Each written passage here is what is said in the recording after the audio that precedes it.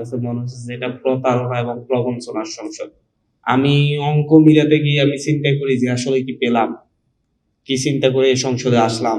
এই জুলাই গণ অভ্যুত্থানের পরে এত রক্তের বিনিময়ে এরকম বড় বড় কথা বলে সংস্কারের বিভিন্ন দফা দিয়ে ৩১ দফা, তারপরে এখন ৮৪ দফাতে এসে ঐক্যমত পোষণ করার পরেও, এমন একটি গণভোটের পরেও প্রথম সংসদ অধিবেশনের প্রথম অধিবেশনে আমরা কি কি পেলাম।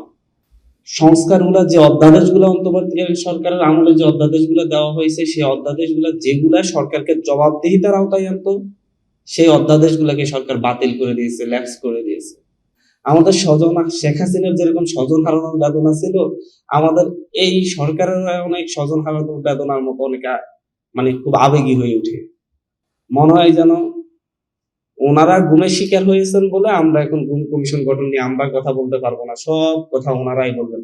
কারণ ওনারা গুমের শিকার হয়েছেন, সো ওনারা যেটা বলবেন সেটাই ঠিক। গভর্নমেন্ট এখানে যে কি মানে চুরিটা করলো আমাদের সাথে, তারা বলতে চাচ্ছে যে গুম মানবতা বিরোধী অপরাধ, এটা আইসিটি অ্যাক্টে বিচার হবে। অথচ আইসিটি অ্যাক্ট মানে ইন্টারন্যাশনাল ক্রাইম ট্রাইব্যুনালে যদি বিচার হতো, তাহলে এটা হচ্ছে একেবারে একটা গোষ্ঠীর, একটা জাতি গোষ্ঠীর বিপরীতে ব্যাপক হারে গুম হইতে হবে। এখন আজকে আপনি গুম হলেন বা আমি গুম হলাম, অন্য কেউ গুম হলো, সেই ক্ষেত্রে কিন্তু এখন কারো কাছে বিচারের জন্য যাওয়ার কোনো সুযোগই নেই। এটা কিন্তু কোনো ফৌজদারি অপরাধ হিসেবেও নেই। আমরা বিএনপির সাথে জাতীয় নাগরিক পার্টি, এনসিপি সহ বাকি রাজনৈতিক দলের ঐক্যমত কমিশনের সমঝোতায় রিফরমেশনের কথা এসেছে। এর আগে আমরা নতুন সংবিধান চেয়েছিলাম। বিএনপি রিফরমেশনের থেকে সরে গেলে জাতীয় নাগরিক পার্টি, এনসিপি সহ আমরা যারা তরুণ প্রজন্ম আছি, জুলাই গণ অভ্যুত্থানে নেতৃত্ব দিয়েছি এবং আমাদের সাথে যারা ছিল, তাদেরকে নিয়ে আমরা আবার তাহলে নতুন সংবিধান চাইবো। যেহেতু বিএনপি তার ঐক্যমতের জায়গা থেকে সরে আসছে, আমাদেরও সেই আমাদের পূর্ণ জায়গায় ফেরত যেতে হবে। তো বিএনপি যখন এই কথাটা বলে যে হচ্ছে জনগণ আমাদেরকে সাপোর্ট দিয়েছে, এত পার্সেন্ট ৫১% আমরা সাপোর্ট পেয়েছি, সুতরাং আমরা যেভাবে চাইবো সেভাবে হবে এবং আমরাই এই অধিকারটা রাখি। আমি ওনাদেরকে প্রশ্ন করতে চাই, আসলে হচ্ছে আপনারা তখন বলতেন যে গণভোটের যে ৬০টা প্রশ্ন দেওয়া হয়েছে, এই ৬০টা প্রশ্নের সাথে আমরা একমত না এবং এই অনুযায়ী আপনার গণভোটে হা দিলেও আমরা এই ৬০টা প্রশ্নের বাস্তবায়ন আমরা করব না। তাহলে দেখা যেত যে কত পার্সেন্ট ভোট পান।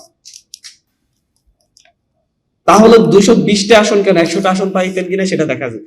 রিক্সায় উঠলো, রিক্সাওয়ালা বলে বিএনপি প্রতারণা করলো, সিএনজি ওয়ালাও বলে বিএনপি এটা করতেছে। এবং লেটেস্ট গতকালকে দেখলাম যে হচ্ছে এই ব্যাখ্যাদারী একজন মন্ত্রী খেলা দেখতে গেলেন, সে ক্রিকেটের স্টেডিয়াম ওনার দিকে ক্যামেরা ঘুরানোর পরে পুরো সব গুপ্ত একসাথে হই হুল্লোড় করে ভুয়া ভুয়া করে স্লোগান দিয়ে উঠলো। মনে হয় তারাও সবাই গুপ্ত ছিল। এটা বাস্তবতা, মাঠের বাস্তবতা। একেবারে সাধারণ প্রত্যেকটা মানুষ ক্ষুব্ধ হচ্ছে এবং বিএনপি ক্ষুব্ধতার ভার কতদিন বহন করবে এই সরকার। আমরা চাই এই সরকার ৫ বছর শেষ করে সুন্দর একটা নির্বাচনের মধ্য দিয়ে তাদের জনতা যাচাই করবে। কিন্তু যেভাবে সরকার যে পথে যাচ্ছে, আমাদের মনে হচ্ছে সরকার নিজেই বেশি দিন থাকতে চাচ্ছে না।